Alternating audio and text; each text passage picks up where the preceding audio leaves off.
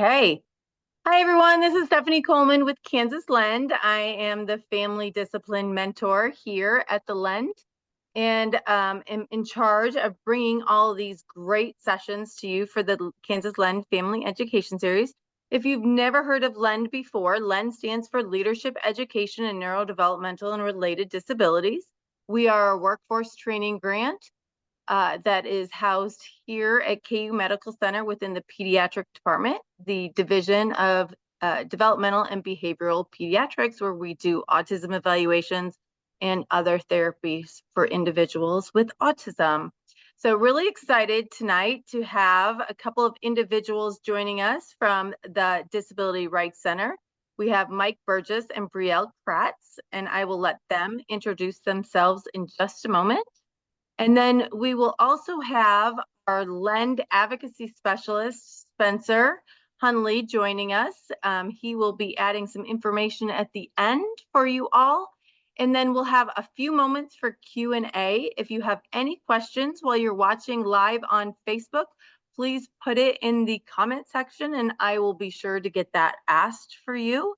And then if you have them here on Zoom, you can go ahead and put them in the chat function and we'll get those asked and answered. Really excited. And I did not do this on purpose, but I'm really excited to say that this week, September 9th through the 13th, is actually Disability Voting Week, Voting Registration Week. So I mean, how perfect was this? I'm really excited about that. So vote as if your life depends on it, because it does. I am going to go ahead and turn it over to Brielle now, I believe. And just let us know if you have any questions. Really excited tonight. Thanks, everyone, for joining us.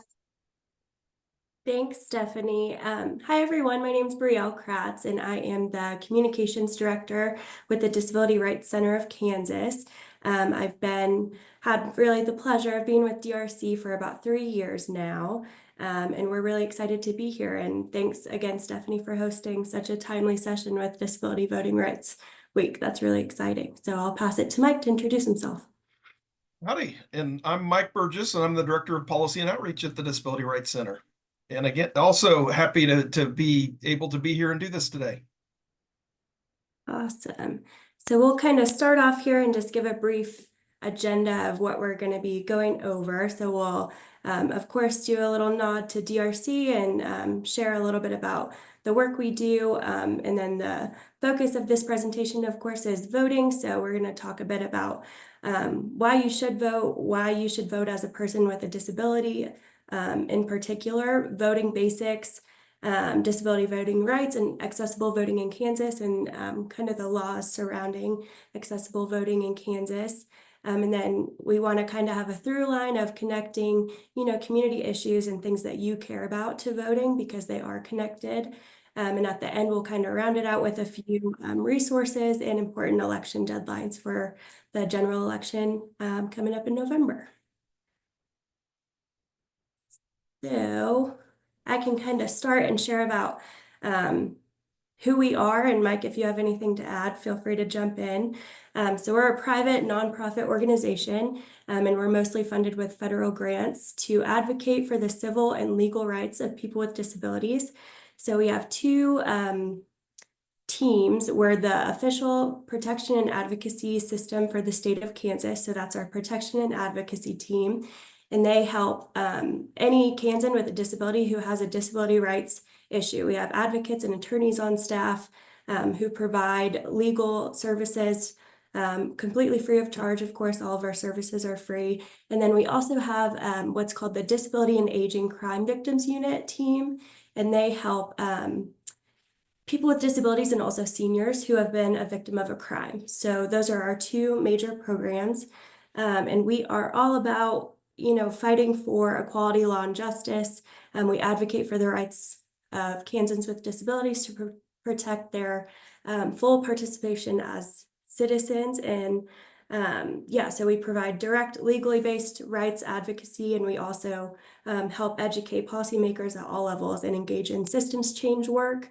And then also, do education and outreach like we're doing today. So anything you'd want to add there, Mike? just that the cool thing is Brielle and I work with a lot of attorneys. Neither one of us are attorneys, but we do that, and all of our services are provided at no cost to the individuals we serve. So that's kind of the key thing.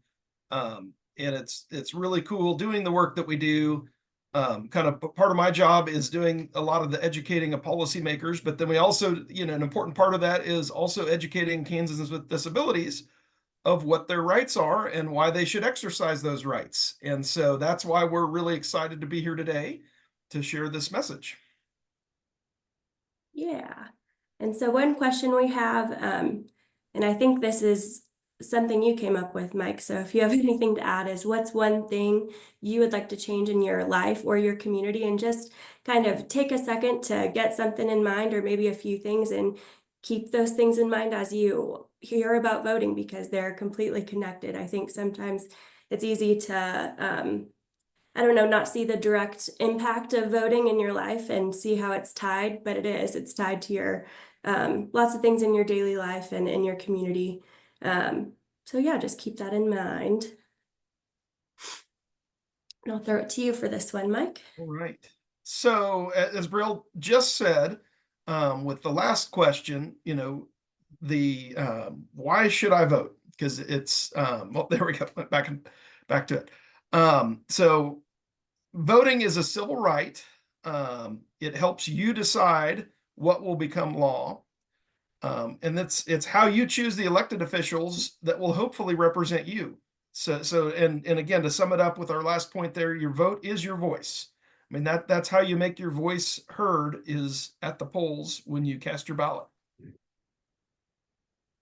Yeah, and we have, to that point, just a short video that we wanted to share that's from Rooted in Rights, and they're a team of filmmakers that share stories about people with disabilities, and the whole team is a team of people with disabilities who are the filmmakers, and it's created for people with disabilities. And this is a really great video about just the attitude surrounding people with disabilities and voting, and how that can be a barrier, and how important it is to know your rights as a person with a disability as it relates to voting, to kind of take on those attitudes and people who raise questions about it head on. So I'll play that, and if you guys wouldn't mind giving me a thumbs up if you can hear the audio. I'm an American just like everybody else, and I have a right to vote just like everybody else. A young Black woman with arm crutches stands in front of concrete pillars. Why is it important for people with disabilities to vote? Because we're voters and policies affect us. As disabled people, we often deal with stares and evasive questions. But have you ever thought that stereotypes and attitudes could impede our right to vote? My name is Amani Barberin. I'm a disabled voter, and this is Vote for Access. Amani in the studio. Many of us with disabilities started our self-advocacy, trying to convince those in our lives that we have every right to vote. Let's talk to Lawrence from North Carolina. Lawrence wearing dark glasses. Sometimes you have that, I'm sure they don't know what they're doing, whispers going on. Why is he coming to vote? He doesn't need to be here. He can't see. Well, he doesn't know what he's doing. Does he even know what he's voting for? Family members, caregivers, and even poll workers wrongly assume that people with intellectual or developmental disabilities can't understand the issues or make an informed choice. People have been turned away at the polls because of this harmful misconception. Let's hear from Rick from Alaska. Rick and an interpreter. One negative stereotype is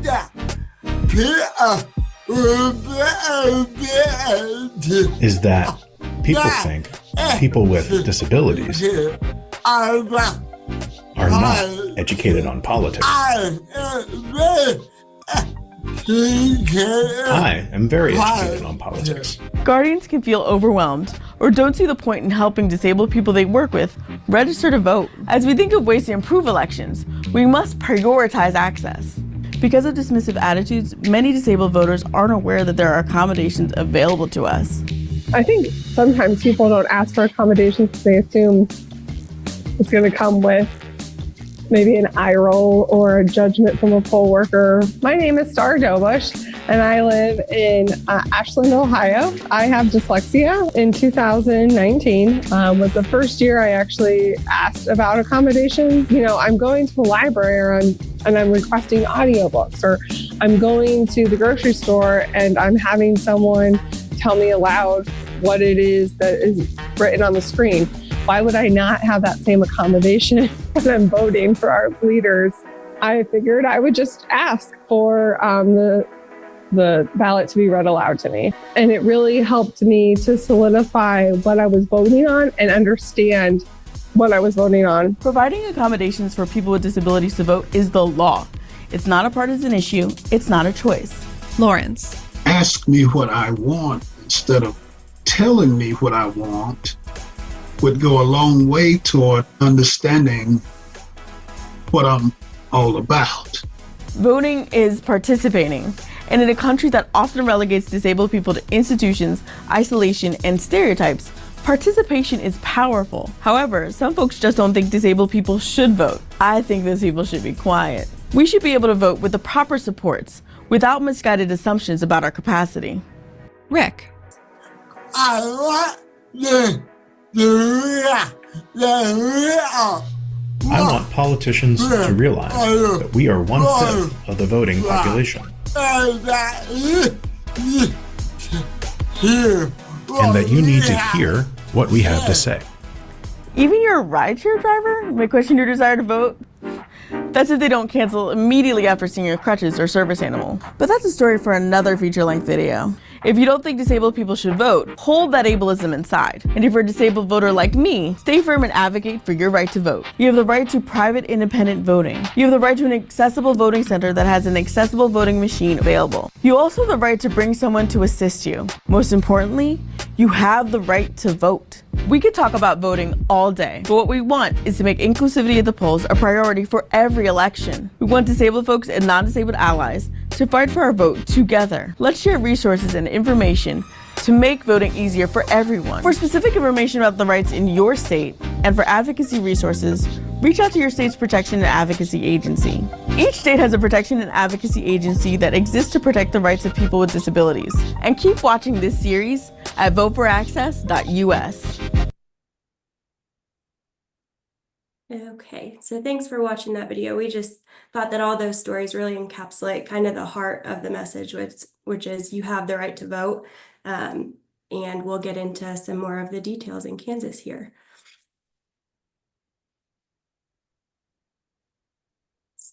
So why is the disability vote important? I think that Imani kind of went into that and all the other interviewees in that video, but the disability vote can have a strong influence on elections. So the disability vote is powerful as a voting bloc.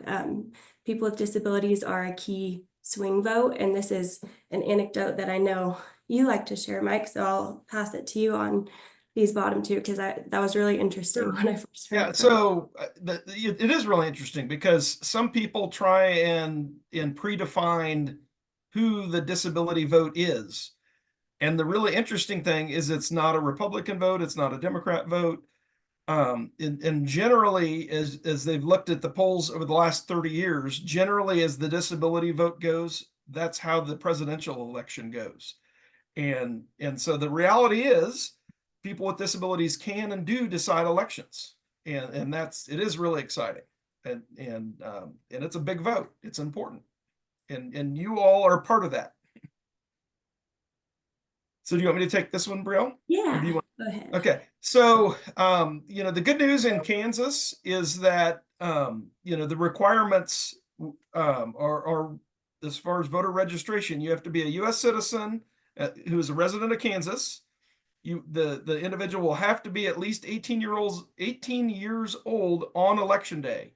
And so individuals who are not yet 18 but will be by election day, they can register right now.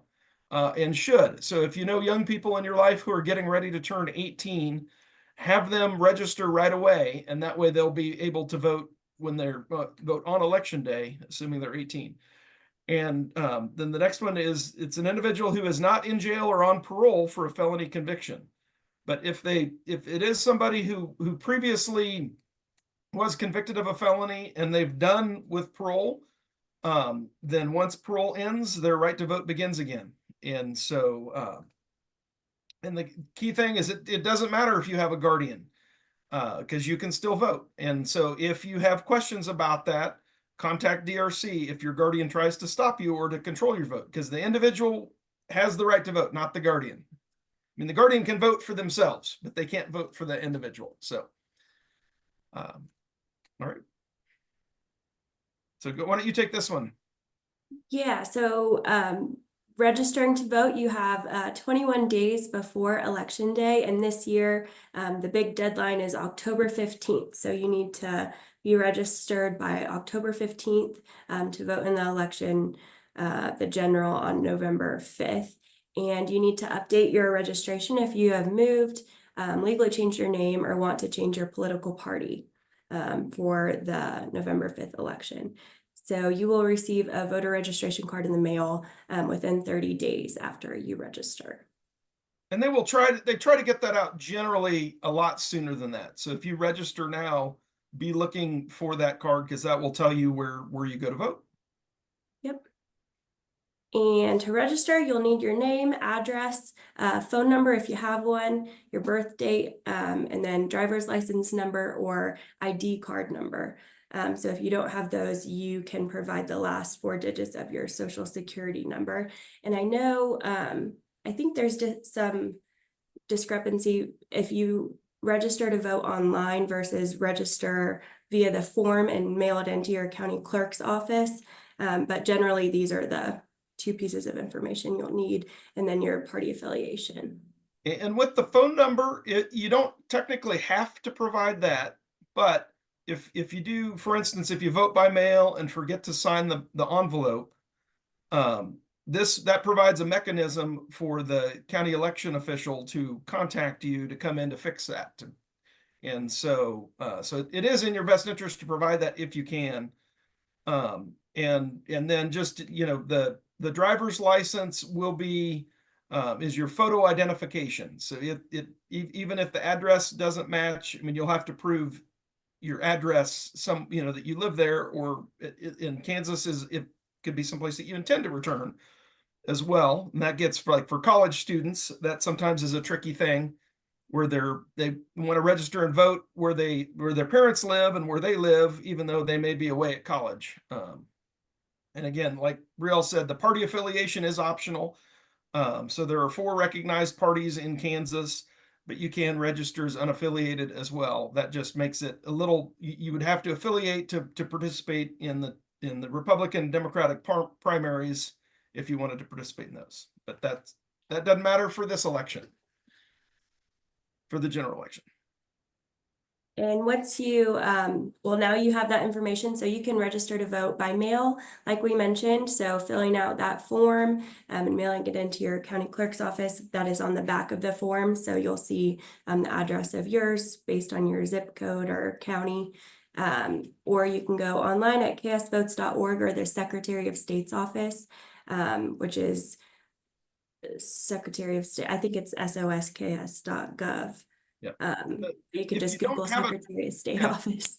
And one thing that I will add, if you don't have a driver's license, a Kansas driver's license, use this ksvotes.org to register, because it does not require that. And unfortunately, we've been shared feedback with the Secretary of State's office, because you do not have to have a driver's license to be able to register to vote. And we've said that, but their system is not fully accessible in that sense. Can I share one thing, Mike? I don't know if you guys are you gonna talk about the free waiver for a free ID, Kansas ID? Actually, you're jumping ahead. You're stealing our thunder. I'm not then. Sorry. No, but you can jump in, because I don't know where was that something you plan to talk about, Mike, on one of the slides? I know we covered that. We normally do cover it, but yes. Okay. But yes, we were talking about IDs. I thought I'd put it in there then, but. Well, if we don't cover it, I think I know the slide that's coming up here, so you guys can both jump in. But really quick, permanent advanced voting is a really cool thing for Kansans with disabilities, and it's something DRC tries to promote a lot, because it's a really great accessibility tool to make sure that Kansans with disabilities can vote easily. So if you have a permanent disability or illness, you can become a permanent advance voter and vote from your home. So it's different from regular advance voting because you automatically get a ballot in the mail for every election. You don't have to sign up every time. Of course, if your address changes or any information changes, you'll have to update that. But if you stay in the same house, you're going to get a ballot for every election. And that's not just, the presidential elections, that there's an election every year. So you're going to get a ballot for all of those elections. And so you can apply by filling out the application for permanent advanced voting status. And the form's linked here. We can send that to you, Stephanie, maybe, and you can add it in the notes, but you can also find it at the Secretary of State's office or online on drckansas.org under our voting tab.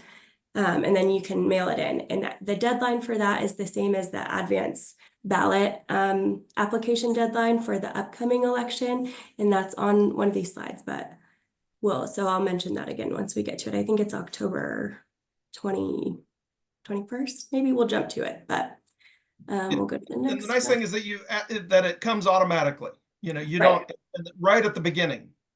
So for individuals who aren't on that permanent advance list, you have to fill that out ahead of the election every year, basically, if you want to receive it. And the nice thing with the permanent is that it automatically comes the very first day that they're able to send those out. So these were a few items mentioned in the video, but these are your rights that are important for you to know as a Kansan with a disability. You have the right to vote privately and independently.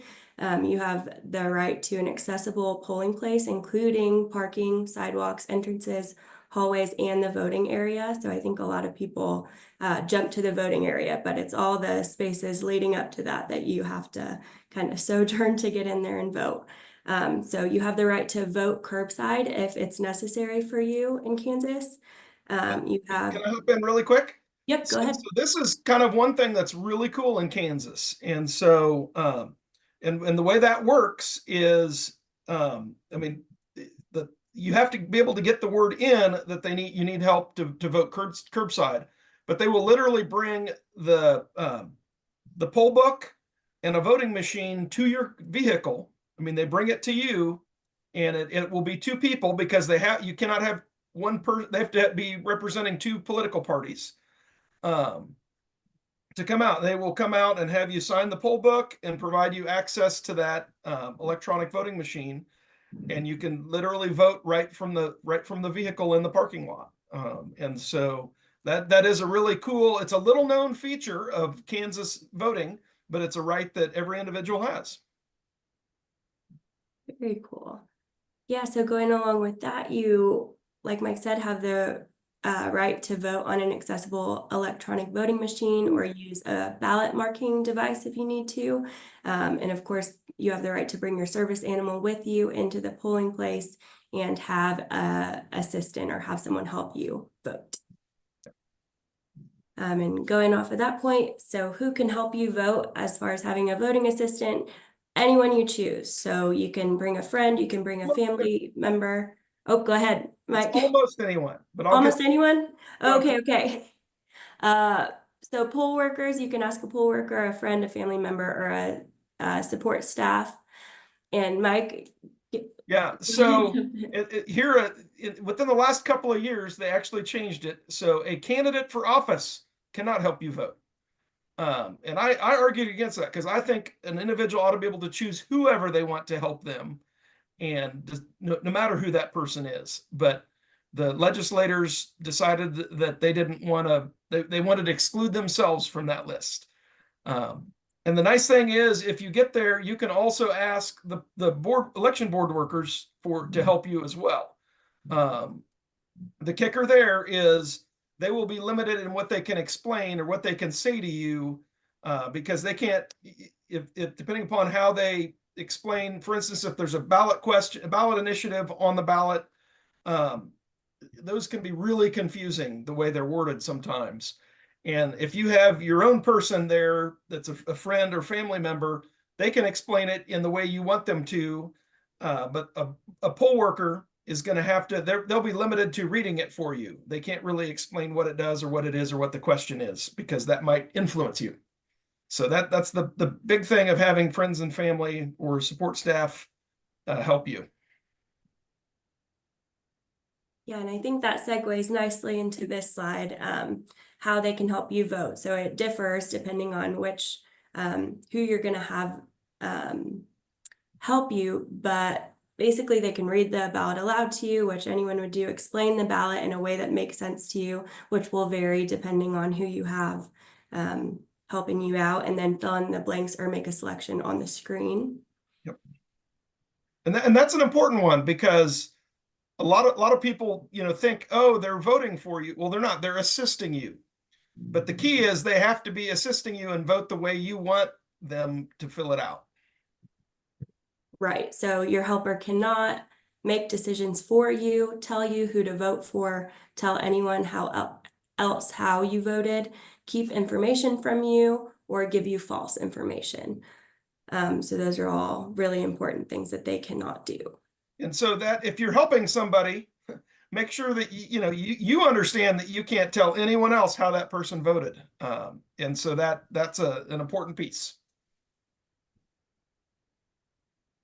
And these are just a few important responsibilities you have as a voter. So make sure that you're registered to vote, of course, like we mentioned.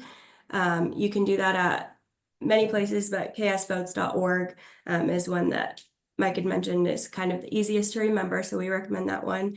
Make sure your address is correct.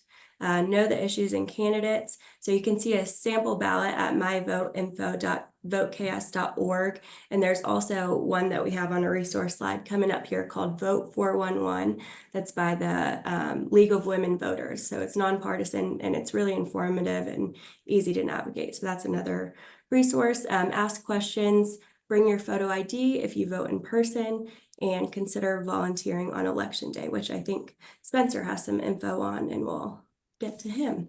Before we move on, I mean, the big thing too, and I get this a lot, not just, from individuals with disabilities, but it's hard to know what issues, what questions, and or what candidates might be on a ballot. And I myself have to look that up. And the nice thing is you can either at this site or the other one that Brielle mentioned, or at the Secretary of State's website, you can actually log in and see your ballot, what your ballot is going to look like. And so that is a good thing to do ahead of time, because it's amazing. I follow it pretty closely, and inevitably, there's something on there that I didn't realize was going to be on there. And that gives you a chance to figure that out ahead of time. And so that way, when you do get to the polling place, you had a chance to research that and know what questions and know what candidates will be listed on the ballot. Absolutely. I'll pass this one to you, Mike, to talk a bit about, and also Stephanie, because I think this is the slide. No, this isn't it. We've got one coming up. Okay. If it's the next one, we'll Okay. we'll cover the secret thing that Stephanie kind of blew the secret on. Our Easter egg. So it's important that you do bring a photo ID with you, and there's lots of different options that you have that can meet that requirement. And what the ID has to do is it's proving that you are who you say you are when you show up. And so it's not proving your address, it's only proving it's a photo ID is exactly what it is. And so it can be a driver's license, a non-driver identification card, a passport, a U.S. military ID, a Kansas college ID, a government issued employee badge, a concealed carry gun license, or government issued public assistance ID are some of the options that would meet that requirement. But it has to be some type of a government issued ID is generally what the requirement is. All right, so here's the trick thing. If you don't have a photo ID, what can you do? It's a little known fact that you can get a free non-driver identification card. So it's not a driver's license, but what it is it is a photo ID issued by the state of Kansas, and you can get that at your county election office or the DMV. But the kicker is you have to be registered to vote first. And so that is the little known secret, that there is a way that you can get a free photo ID if you're registered to vote. if you don't have one. I did put the link to that in the chat. And if you are watching this later on YouTube, I will make sure the link is in there for you in below. There is a waiver form to complete to get that. You know, I just want to say real quick about this. So many people have not known about this. Every time I talk to somebody, they seem to just be hearing about this.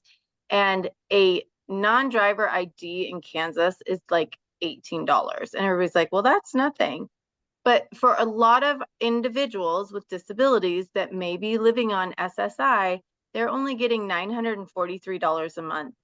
$18 is like almost a half a week of groceries or something like that, you know? So $18 is a lot of money to some people. So I just want to, you know, make sure that people understand that this is a good benefit that you should try to use. And don't be surprised, we use this. Don't be surprised when you go to the DMV and you give this form to them and they don't know what that form is. Just ask them to find a supervisor, because somebody in the DMV will know what that form is to get you a waiver. And having that non-driver identification card is so important, because it can help you to open a bank account. It can help you in so many other things. So if you don't have one, be sure and take advantage of this. Register to vote, and then take in this to go get a free ID. Because it is useful, not just for voting, but in all other aspects. And it, like I said, this is a state issued ID that would have your photo on it, and it can help you in a lot of ways, including voting. And at doctor's appointments. Yep. And kind of circling back to the permanent advance voting, that is the only exemption from showing a photo ID. So if you, like Mike said, register to vote first, you have to register to vote to apply to become a permanent advance voter. You could do that at ksvotes.org and then become a permanent advance voter. And you would not have to show a photo ID if you're always voting by mail as a permanent advance voter. So that's kind of a little loophole we like to advertise. So yeah, we kind of mentioned these, but vote by mail, these are a few of your options. Advance ballot, one time or permanent, like we talked about with your permanent advance voting. You can vote at your assigned polling places, and you can find those out at myvoteinfo.voteks.org. And the polls are open from 7 a.m. to 7 p.m. And as I'm sure many of you have heard, if you're in line, stay in line. You can vote if you're in line before 7 p.m. And you can vote early at your county election office, and there's information that you can find for your county on when they start that, because I think it differs depending on what county you're in at the county election office website, or by calling them. It does. And then there are some counties too that also utilize satellite advance voting. So they have satellite offices basically that they can set up that might have different hours even than the election office. So it does vary a little bit county to county, but you have a number of different options to be able to vote, including you know, a week or two ahead of the election.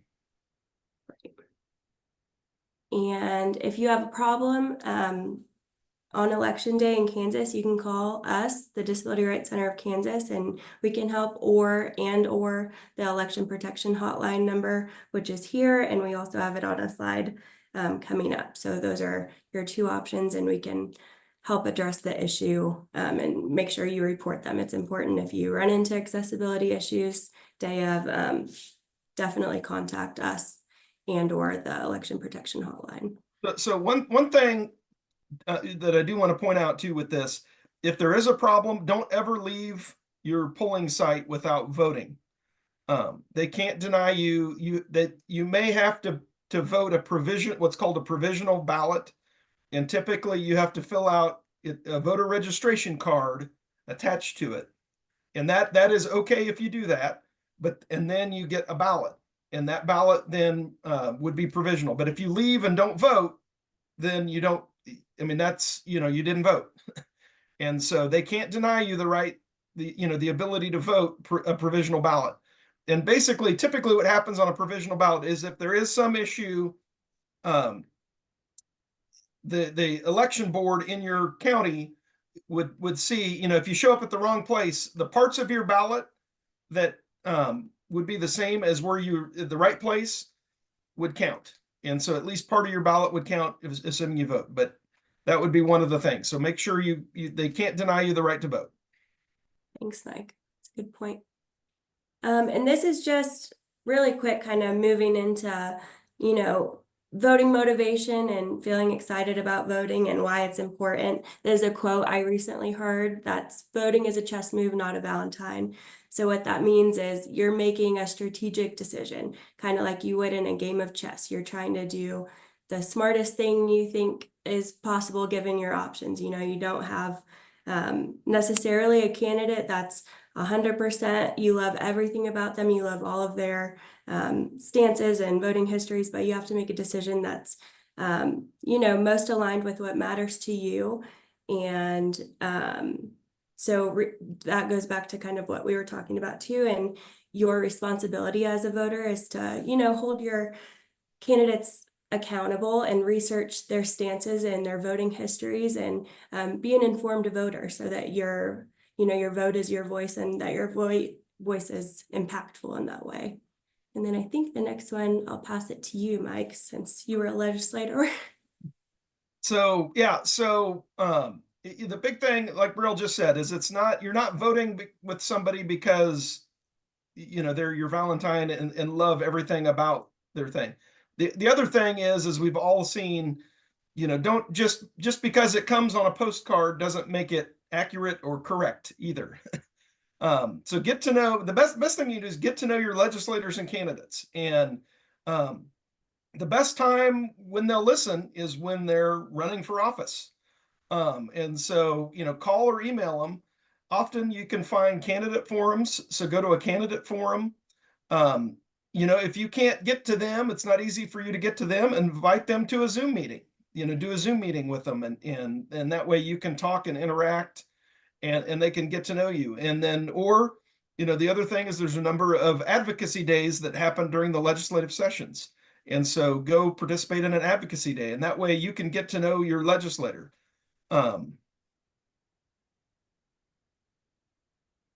Oops.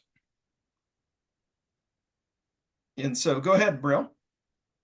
Oh, and for this one, I think it's just one other point that we have about when you're having those conversations with candidates, like we said, in doing your research, it's important to kind of, take a moment and put yourself in their shoes and understand that there's a balance and they're considering whatever issue is really important to you that you're talking with them about and all the other things that are on the list, and that comes down to budgets and things like that. So being strategic in the way you appeal to them is important, and kind of being informed about maybe the different issues that are on their plate at that time.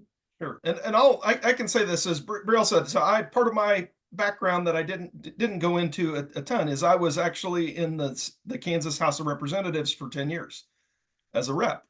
And so a lot of people would say, well, but I don't know the issues. But the reality is you do.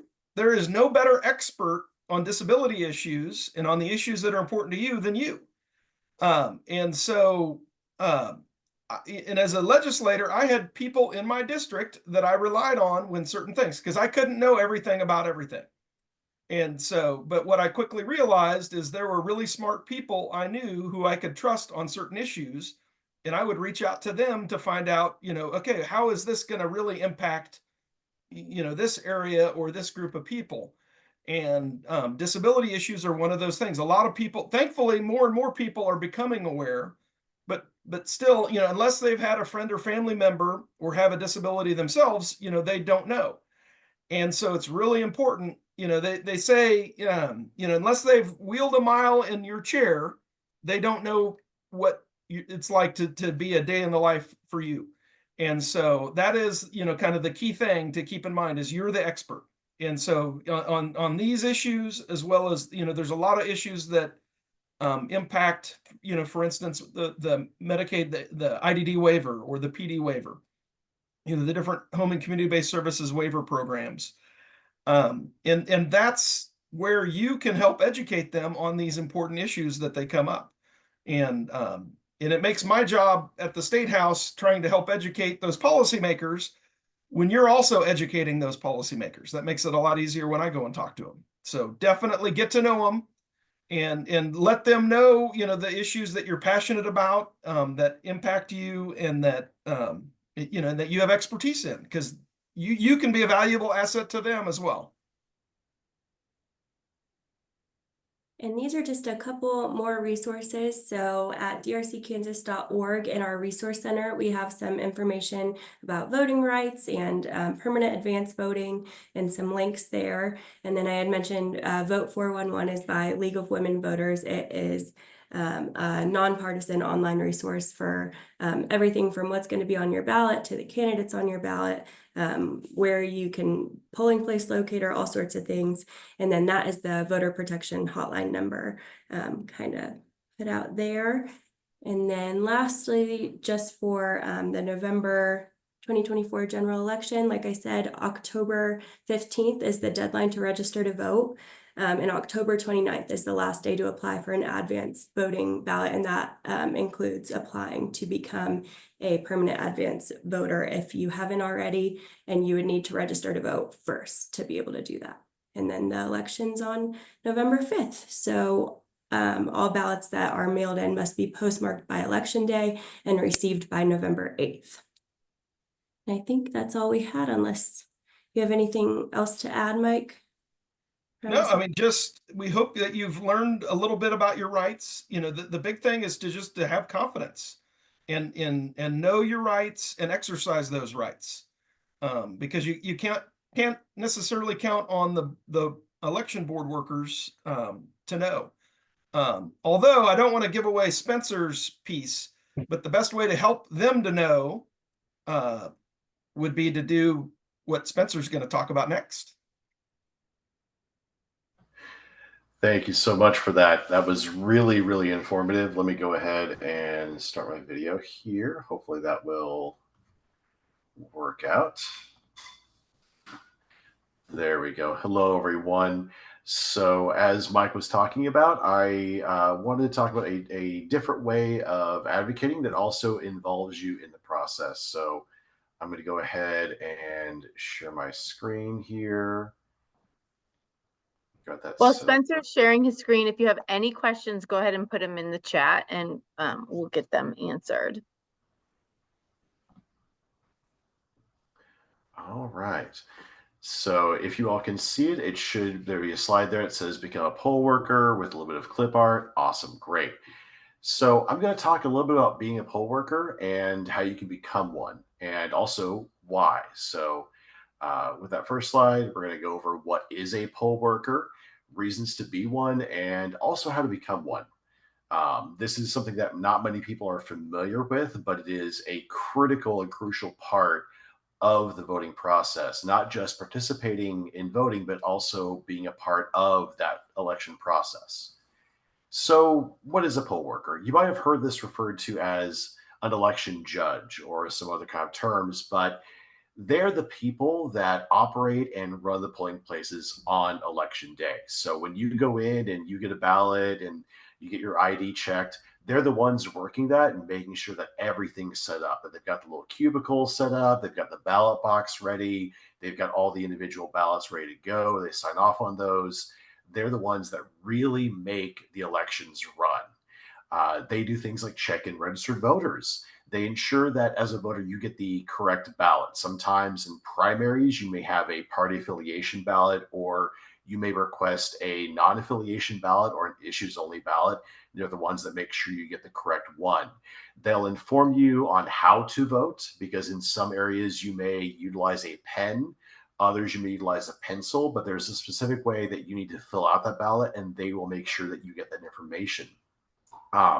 They also make sure that the voting and ballot equipment is all properly set up, including accessible balloting measures and voting machines. So that way, not only can you access those, but they all work and function properly when you arrive. You don't want to walk in and have them just be setting it up at the same time. You're there to vote and move on with your day. In addition, any other questions you may have, they are there to answer. So if you're confused about the way an issue is described. And in some cases, if it's a voting up and down on some sort of specific issue, it may not be worded all that well. It may not be worded with plain language, and it may not be well understood. And sometimes they can explain what that means. They have to be very precise, but they can kind of explain that a little bit. Also, big part of this, poll workers are paid for their work. So depending on what county you live in and what election office you're working from, you can get paid anywhere from about $64 to $120 per day. I would recommend reaching out to your local election office, that's your county election office, and asking them what their daily rate is. So that way you're compensated for it to spend your time at the election office of your choice there. So just going over some quick reasons to be a poll worker. I myself, I'm a little bit biased here because I did serve as a poll worker during summers, especially in high school and into my first years of college. It was a great way to earn money over the summer while also learning a lot more about the process. So I was able to serve my community, meet some of my neighbors, some other people within my community, in my district, in my voting precinct, which was kind of interesting. You get to kind of meet other people and, kind of chat with them a little bit, just, find out where they're from or that sort of thing. It's kind of nice. And again, learning more about the voting process, that's a huge thing. You get to see how the ballots are counted, how the whole process works. You get to learn a lot more about why we have all these measures and what pertains to that, especially when it comes to advocacy. One of the big issues for my home state, which is Missouri, is that a lot of our polling places are in buildings that don't have to be accessible. So they're in churches or in other locations, and that can be very difficult. If you are unable to traverse stairs, but the church is only accessible as stairs, that creates a problem. And as a poll worker, you can go back to that election office and say, I worked at this church and we had a lot of people who were not able to enter the building. We had to go outside of the building, go to their car and give them a ballot so they could vote on that. But they would have preferred to go inside and, fill out their ballot and insert it into the ballot box themselves. So right there, you have a good advocacy opportunity to ensure that your polling place is accessible, that the people who are coming to that polling place with disabilities have the full opportunity to be as independent and as autonomous with their vote as possible. This is something that I was able to take advantage of and be able to work with disabled folks coming in and using our accessible voting machines, because sometimes it's not always clear how to work that voting machine. It may not be as user-friendly sometimes. So it creates a really good opportunity to advocate not only for yourself, but also for your fellow disabled citizens in your precinct. And lastly, it looks really good on a resume. So if you or you have a family member that is just getting through college or getting through high school and you're trying to build up that resume, build up some experience, this looks really good and gives you something to talk about with future employers, with scholarships, with colleges. It looks really good and gives you some unique knowledge and information that other candidates may not have. So some requirements. It's a little bit different.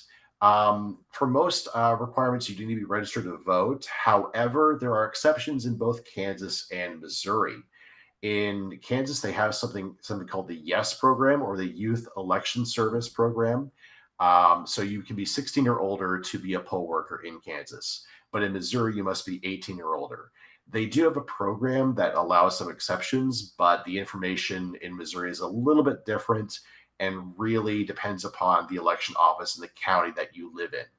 But 16 or older in Kansas, you can be a poll worker, and I would highly recommend it. As someone who was younger and was able to do that, it meant a lot to me. You must have a valid photo ID. So that can be a driver's license. It can be a state ID, as everyone's covered before. It can even be, if you are 16 or older, you can have your school ID. That will also suffice for some of the election offices.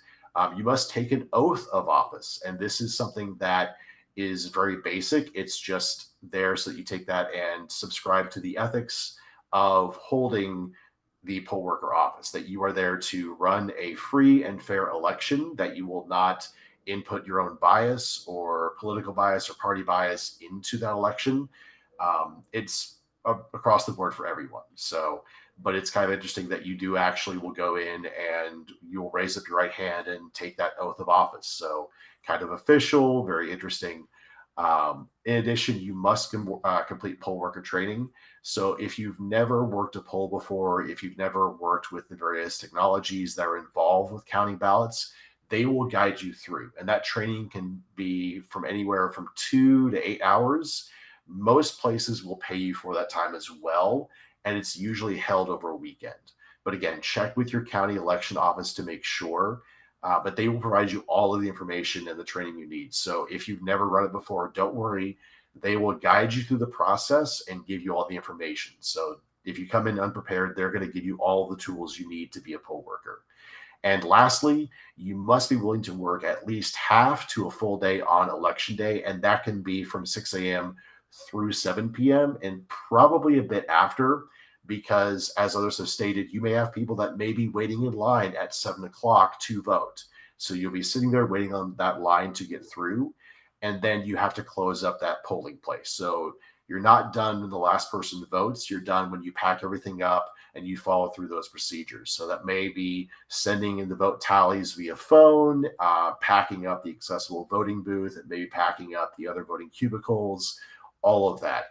But they will cover that in your training. But it is a pretty long day. And most places will kind of want you to work the entire day, depending on how many people are volunteering to be poll workers. But you do get time for lunch as well. They make sure you get time for lunch. But as I said, it's a big day, and a lot of this is to participate in your civic duty as an American citizen. So how to become a poll worker? There's a couple of ways here, actually quite a few. I've given the information here. I'm also going to put it here in the chat, those two URLs. So in Kansas, you can apply online through the Secretary of State's office, and you can see the web address there. If you can't or don't want to access online, you can call that number. It's 1-800-262-VOTE or 8683. Also, you can just go by and visit your local election board or office in your county in person. They have applications in person you can fill out, you can sign up and kind of learn more about it from there. I would hardly recommend contacting that local office just to make sure and follow through with them. They will be very happy to hear that you want to be a poll worker. They're always looking for poll workers. And in Missouri, as you can see, it's also through the Secretary of State's office, a different URL, and a slightly different number, the 1-800-669-VOTE or 8683. And again, you can also visit those offices there as well. So let me see. That's really about it. My experience as a poll worker, though, was really rewarding. You learn so much about how things are run. You learn about the different issues. You learn about the different candidates because you have all of the ballots in front of you. You get to see how it's all put together. And if you are not comfortable with working as a poll worker in a polling place, many election offices have other technical specialist positions. So it can be something along the lines of bringing in ballots from the different polling areas. It can be putting together other packages and things to send out to the polling places. There's a lot of smaller positions when it comes to running an election that you can do besides being a poll worker. So if you are not so sure you want to be a poll worker, but you want to be involved in the election process, there are a lot of roles you can fill. And I would heartily encourage you to be a part of that, especially when it comes to advocating for yourself or others with disabilities. Thanks, Spencer. It's interesting you shared that. I actually went through poll worker training this summer. I signed up to be a poll worker. I wanted to do it on primary day. Unfortunately, I wasn't able to because of my dog having some serious illness, but I am looking forward to hopefully doing it at least one day during advance voting for the general election. So I have been advocating and talking about this for years, not being a poll worker, but I was like, I need to put my money where my mouth is. And I went and signed up and I got the training and it was quite interesting. I will tell you, and I can only speak for Johnson County, but Johnson County, you do have to work a whole day. So it is a very long day. They do pay you for training, and they pay you, and you can also decline payment if you want to do it just out of the good of your heart. Or they pay you $150 a day in Johnson County. Wow. So yeah. That's But pretty good for that. Yeah, that's great. yeah, It is and a long day.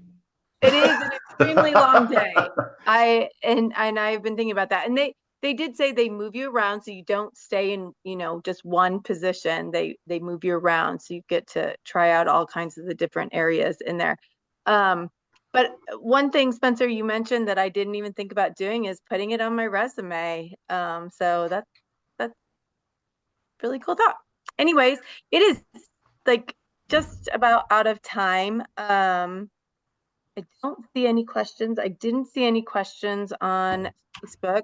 I want to let everybody know before I thank our guests, on October 10th, we are going to have a individual from Social Security coming and talking to us about SSI.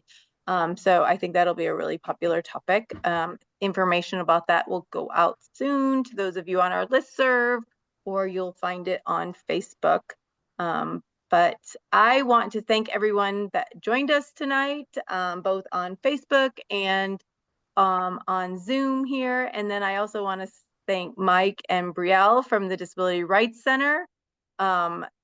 Disability Rights Center is an amazing organization. If you ever have any issues that you have questions about, especially regarding your civil rights as an individual, please reach out to them. And if you are watching this from another state, every state has a Disability Rights Center. It may not be called the exact same thing, but every state does have a Disability Rights Center. So please reach out to your centers and get the support you need. Don't, if you think your civil rights are being violated, please reach out to them. And thank you, Spencer, my coworker in Lend. He's our advocacy specialist with Lend, and also our research assistant, and does a lot for us. So I appreciate all that he brings to the table with us. So everybody, thank you for joining us this evening. I know it's getting warmer weather again, and hopefully we'll start seeing the 70s and 60s across the state here in the next couple of weeks. I don't know about y'all, but it's football season, so that means cooler weather to me. I grew up in New York. Football season means 60s, not 90s, like here in Kansas. So thank you again, everybody. Have a great evening. Thank you. Have a good night. Bye, everybody.